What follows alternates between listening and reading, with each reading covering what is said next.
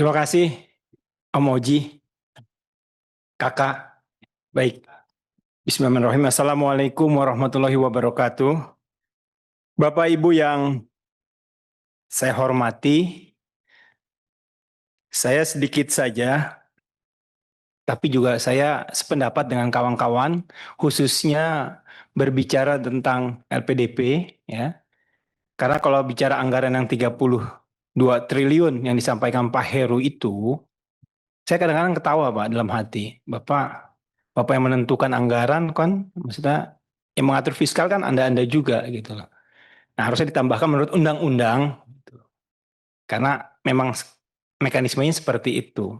Jadi terkesan tuh tadi cuman ngasih tahu aja, nggak butuh persetujuan, ya kan? Jadi kita harus memulai lagi ya. Ini langkah yang strategis ya, kita harus saling percaya. Semoga bisa lebih ke depan hubungannya bisa jauh lebih baik, betul Pak. Baik, eh,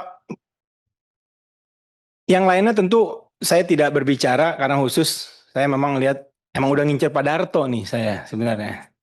Jadi bahan inceran ya, gitu. Udah gitu main kecil lagi. Mungkin karena kalian main kecil jadinya itu ada berani, gitu lah. Oh gitu, karena dipercaya, gitu kan. Baik, jadi begini, eh apa yang dikatakan tadi Haji Charles itu dan Gus Imron itu, saya sependapat. Saya yakin juga yang hadir di sini termasuk semuanya sependapat. Ini masalah trust yang dibangun. Dan ini sudah berlangsung bertahun-tahun. Apakah LPDP butuh inovasi baru? Saya rasa ya, mekanismenya. Nah ini harus kita buat Pak, terobosannya. Sekarang ini kan nggak bisa ditutupi dari publik. Ini kan netizen ini teriak-teriak nih. Masyarakat diwakili oleh netizen ini teriak-teriak. Mereka punya hak yang sama, tetapi tidak bisa mengakses. Jadi saya tidak berbicara soal timur lagi, tetapi faktanya memang daerah timur itu lebih tertinggal. Jadi kalau misalnya yang 3,93 itu diberikan kepada timur semua, saya setuju. Karena ini masalah keadilan. Besar, iya. Beberapa tahun yang lalu juga lebih besar.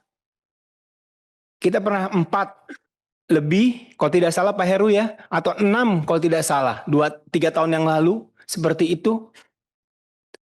Dan ini, Pak, kalau ini ada hubungannya, Pak, dengan keputusan MK juga. Penerimaan beasiswa, penerimaan anggaran pendidikan itu swasta juga. Artinya nanti ke depan ini efek dominonya adalah seluruh masyarakat, lapisan masyarakat ini berhak. Bahkan bukan tidak mungkin adalah nanti orang yang mau kuliah lewat LPDP saja. Tidak harus berprestasi, tidak harus tidak mampu, kan itu beasiswa tuh. Pertama, satu harus berprestasi, kedua tidak mampu. Tapi kalau saya boleh tekankan yang tidak mampu dulu, Pak. Kadang-kadang yang berprestasi itu belum tentu tidak mampu. Karena di Indonesia itu yang berprestasi itu orang tuanya di atas rata-rata punya kemampuan secara finansial. Nah ini harus dipilah, Pak.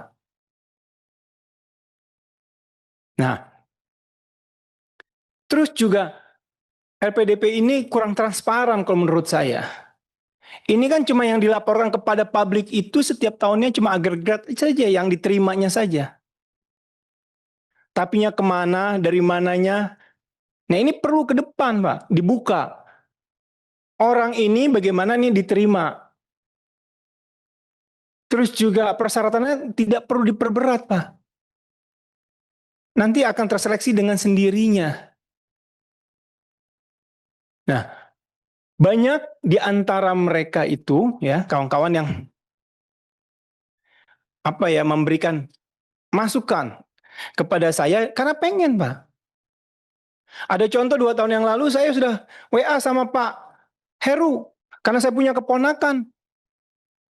Pintar Pak dapat beasiswa hukum di Leiden. Ini nggak aba-aba, Pak. Tapi dia anak yatim. Saya mau bantu, kurang juga. Besar, Pak, kebutuhannya. Tapi diambil perusahaan sana, Pak. Dengan perjanjian nanti jadi warga negara sana. Dia terima, Pak. Walaupun dia dengan nangis-nangis kayak begitu. Ini fakta, Pak. Itu saya, Pak. Anggota Komisi 11. Kalau punya privilege, ternyata tidak mempan juga ke Pak Heru. Apalagi rakyat Indonesia yang lain. Apalagi yang demo-demo kayak begitu. Nggak, mau dia S2, nggak mungkin bisa dapat. Kecuali punya akses. Nah, akses ini, Pak, yang harus transparan. Maksud saya. Semuanya harus terbuka. Kita buka-bukaan saja. Dan sekedar informasi, saya tidak punya sosmed, jadi habis ini pakai buzzer diserang saya masih tetap tidur nyenyak. Karena saya nggak membaca. Itu. Kadang-kadang kan setiap lembaga instalasi punya pendukungnya, habis ini komentar kalau jadi sesuatu, tapi saya rasa itu sudahlah, tinggalkan. Bapak, Ibu, kita ada di jabatan ini bukan karena kepandaian kita, Pak. Ini qadarullah, takdir Allah. Yang mau jadi di tempat ini, banyak yang jauh lebih baik di tempat saya ini, Pak. Lebih mampu. Kenapa saya? Mungkin saya bisa berbicara seperti ini. Begitu juga Bapak dan Ibu. Mohon maaf kalau saya sedikit, ya, bukan mau ngajarin. Bapak dan Ibu ini jauh lebih pandai. Tapi saya rasa ini cuman ingin mengeluarkan rasa keadilan. Rasa keadilan itu harus dirasakan oleh setiap lapisan. Nah itu. Jadi saya berharap, Pak, saya nggak sedang marah, Pak, ya. Saya cuman ini aja. Dan juga tidak sedang acting, ini beneran. Iya. Jadi jangan-jangan ini. Dan ini kan karena Pak Darto kecil, Pak. Jadi agak berani saya. Gitu. Kalau ke inspektorat Pak Heru saya agak santun dikit. Gitu. Dan terakhir, Stan, ya. Siapa di sini kawan-kawan dari Kemenq lulusan Stan? Saya rasa banyak, Pak, ya. Dan berkarir, apalagi BPK. Hampir. Nah, ketua komisi juga alumni Stan. Pak Darto juga.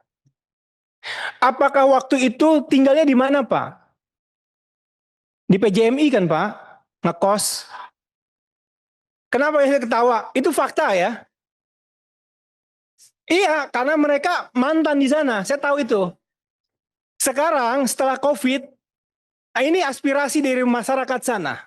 Saya penting rasanya. Itu bukan daerah pemilihan saya, Pak Ozi, kakak. Tapi ya, saya ke sana sholat, saya ditegur sama RW-nya. Mantan Stan ternyata. Gitu loh. Bukan mantan Stan. Dia punya rumah kos-kosannya untuk orang Stan. PJMI itu, Pak, itu terkenal ya, tempat lesnya anak-anak Bintaro dan Cilduk. Ini kalau ada Pak Mekeng, anaknya aja les di situ, Pak. Jadi kalau mereka setiap yang belajar di sana, kalau weekend libur, dia tetap di sana yang dari daerah, itu buka les. Bahkan sorenya, malamnya buka les. Jadi ilmu yang dia dapat, langsung dia terapkan. Bahkan tidak hanya matematika, Pak. Bahasa Inggris pun lesnya di situ. Nah sekarang tidak ada itu. Innalillahi wa inna ilaihi rojiun. Ditutup. Dan masyarakat yang berinvestasi itu, dia bikin kos-kosan itu, gulung tikar. Ada yang masuk rumah sakit. Kenapa? Karena Stan bangun asrama. Bagaimana ekonomi ini bisa bergulir, Pak? Mata rantainya dipotong. Jadi saya rasa ya, Pak Heru ya, ini kawan-kawan nih mantan Stan, harus ada kunjungan nih, kunjungan spesifik ke PJMI. Lihat, apakah ada Bapak, ada Pak, namanya Pak Rio. Itu kena stroke, Pak. Waktu dia pikir karena demand-nya tinggi ya terhadap calon mahasiswa Stan ini, dia bangun 5 lantai nih. Karena kapan lagi pas COVID, ini waktu yang tepat nih, nggak ada orang, dia bangun nih. Dia pinjem bank, ternyata tidak ada, kosong. Nah ini menurut saya menjadi berikutnya mau ditindaklanjuti terserah. Yang penting saya sudah menyampaikan, saya sudah menggugurkan kewajiban saya. Semoga ada kabar baik buat mereka dan bisa harapan mereka tentu saja bisa terpenuhi ya. Itu saja yang ingin saya sampaikan pimpinan. Mohon maaf sekali lagi kalau saya agak ceplas-ceplos ya, karena ini penting rasanya dua hal yang harus kita tindak lanjuti supaya tidak ada kecurigaan di antara kita. Itu saja. Terima kasih. Assalamualaikum warahmatullahi wabarakatuh.